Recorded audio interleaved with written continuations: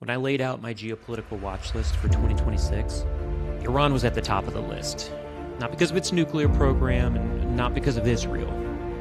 I flagged it because it is the first domino in a chain that could redraw the map of the Middle East and send a shockwave through every authoritarian regime on Earth.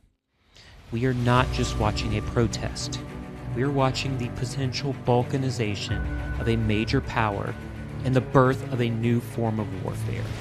Gen Z versus the state. Let's look at the map, because this is where the real danger lies. Most Westerners see Iran as a single bloc, but as an intelligence professional, I see a patchwork of ethnicities held together by force. If the central government in Tehran collapses, the periphery breaks loose. In the northwest, you have the Kurds and Azeris. The Kurds have been fighting for autonomy for decades. The collapse in Tehran, that is their green light. In the southeast, the Baluchis. This is a Sunni minority in a Shia state that has been brutally repressed. In the southwest, the Arab populations in Khuzestan. That's where the oil is. If the IRGC security apparatus dissolves, we aren't just looking at a new president. We are looking at the potential Yugoslavia scenario of the Middle East. New borders, new nations, a scramble for the oil fields that will make the Syrian war look like a skirmish. Now let's zoom out to the second vector, the contagion.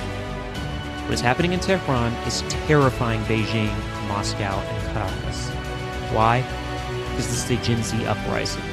This generation is not fighting with AK-47s.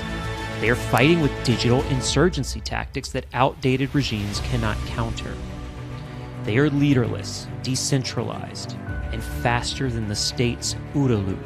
It's observe, orient, decide, act. And if Iran Gen Z succeeds in toppling a 45-year-old theocracy, the psychological barrier breaks globally. The youth in China and the conscription-age men in Russia, they are watching. The lesson they are learning is the iron fist is actually made of rust. So where does this leave us for the rest of 2026? Well, we need to watch for the vacuum effect.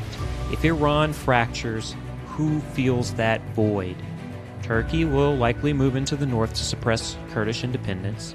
Saudi Arabia will fund the Sunni Baluchis to cripple their Shia rival. And Israel will use the chaos to neutralize the nuclear threat permanently. My assessment is simple. The borders of the Middle East were drawn by Europeans after World War I. They haven't changed much since.